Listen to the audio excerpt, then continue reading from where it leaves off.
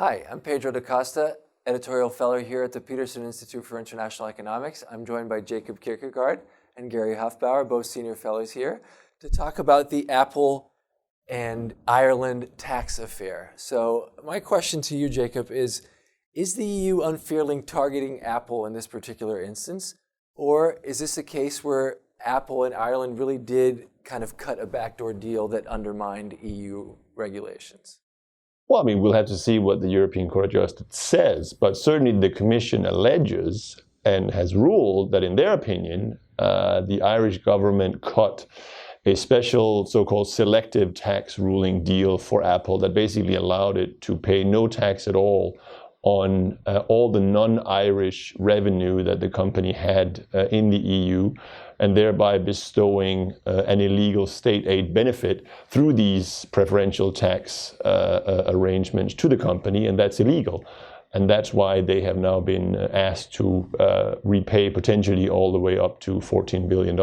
Sure. And Gary, the U.S. government has expressed some discontent with this ruling, almost as if Apple were kind of a national champion. Do you think, is there any nationalistic overtone to this ruling? Is this the EU going after an American firm rather than one of its own?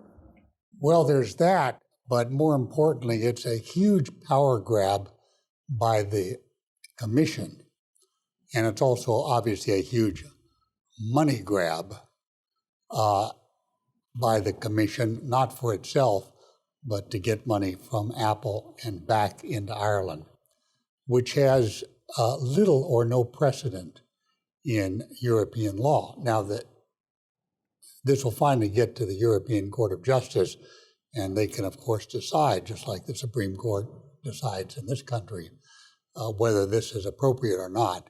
But it really contravenes a past practice. And what's happening in Europe, or in the Commission, is that the Competition Commissioner, not the tax commissioner, the Competition Commissioner is using a piece of European law called state aids to say that this practice that Ireland was following with respect to Apple was a state aid, that is a subsidy to Apple. And using that power, trying to override Irish tax law, Irish tax practice, and substantially extend its power over tax practices right throughout Europe if this is upheld. But Jacob, surely, I mean, Ireland's become famous for being the kind of tax haven within Europe and within the Eurozone. It's helped boost its economy, but I guess in the interest of harmonization and greater integration, is Ireland really undercutting its partners by doing this? Well, I mean, to an extent, I think that it's also important to recognize that, Ireland isn't the only European member state that has been targeted by the Commission. Luxembourg, Belgium, the Netherlands, or others. So this isn't just solely an Irish issue. But fundamentally, Ireland, I guess, has a choice here because you're right. They have used historically their status as a low tax jurisdiction to attract foreign investment. And they basically usually we have had the opinion that they've done it through this low 12.5% headline tax rate. But seemingly, as the Commission has made clear and actually as the Congressional Subcommittee on Taxation made clear here in Washington a couple of years ago, what Ireland has actually been doing is to use these tax rulings to basically allow companies to be paying much, much less tax than even the 12.5%. So they basically got to decide, is 12.5% going to be enough to be an attractive jurisdiction for foreign companies to locate in, or do they need to rely on these tax rulings to go even lower? I think the latter will be very difficult for them because the European rules on this are changing in terms of transparency, first and foremost on these issues. But I certainly would agree with Gary that this is in many ways the European Commission's power play. vis-a-vis the member states. It's not really sort of a play against the United States. It's really the Commission trying to get more legal powers to be able to dictate what is usually something that only member states or fall within member states' jurisdiction, which is tax laws. But the Commission wants a piece of that. And do you guys see this as a one-off case, or are there other companies with perhaps a similar tax profile that could be, candidates for similar types of actions? Oh, sure. I mean, if the Commission prevails, that's a big if. And as Jacob said, they've got cases in Spain, Belgium, Luxembourg. They're all going forward to the European Court of Justice to decide the powers of the competition commissioner against the member states. But if the Commission prevails, then no member state decision as to the territorial reach of its tax law, as to deductions, as to tax credits, will be safe. At this point, the Commission could go after anything. If you're familiar with tax law, you know that there are all sorts of differences between companies, between types of organization. In this country, whether you're a pass-through organization or a corporation makes a big difference. Same in Europe. The country where you're taxed, in this country, it makes a difference whether you're taxed in Nevada, which does not have a income tax, or you're taxed in California, which does, and on and on. Well, all these differences, arguably create an advantage to somebody or a disadvantage to somebody else.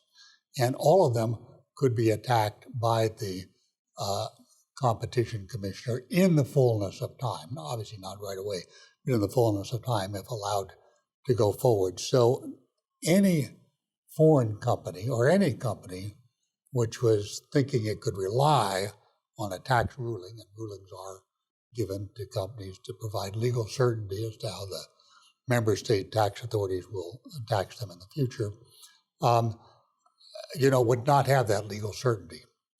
You've got this Damoclean sword hanging over your head, and where does it all end? I think, to go back to what you said earlier, Pedro, a term you used, which I really object to, tax haven. That's quite pejorative, and what that implies is that all firms should have high taxes. Well, the fact that all firms have high taxes today is one reason why we have a global slump today. And low taxes would be better. So Ireland should be thought of as pointing the way, not somehow evading its responsibility. That's a big difference in outlook. So along those same lines, I wanted to ask Jacob finally, perhaps to end on a positive note. I know you're a big proponent of corporate tax reform. Is there a chance that if Europe does push hard on that front, that it might force the U.S. in turn to finally gain the consensus that it's been missing for so long? There's a lot of talk about reforming the corporate tax system from both sides of the aisle, but not enough political momentum. Could that be a potential benefit of perhaps tighter EU rules? Well, I mean, if you assume that this is ultimately upheld, which will be 2 to 3 years from now, and thereby that Apple pays up to 14 billion in taxes in Ireland or in other European jurisdictions, well, then obviously Apple can get a tax deduction against those payments on a U.S. tax bill. So in that sense, the concerns of the U.S. Treasury are well-founded, particularly, of course, because Apple is a firm whose the vast majority of the value added in that firm, the reason that it's so profitable is activities that take place in California. So obviously they should be paying, the extent to which they pay tax should be here in the United States. So if you lose the prospect of being able to get a one-off windfall, if you like, by U.S. corporate repatriation of these, not just Apple, but very sizable sums of money that is currently held essentially untaxed overseas, you lose a potential way to pay for such a comprehensive tax reform. And that obviously potentially could be helping to spur congressional action. You could also have the opposite, of course, happening, so that Congress, rather than passing a common sense U.S. corporate tax reform, or for that matter, engage more fully in a multilateral approach with this, either through the OECD, where one is currently ongoing on transfer pricing, or perhaps striking a bilateral deal with the EU on these matters, that it basically gets aggressive and tries to explicitly target European firms. You get a trade war on this type thing. So you could have, I think, both things happen. But it's a potential. Who knows? Thank you so much, guys. We'll leave it there.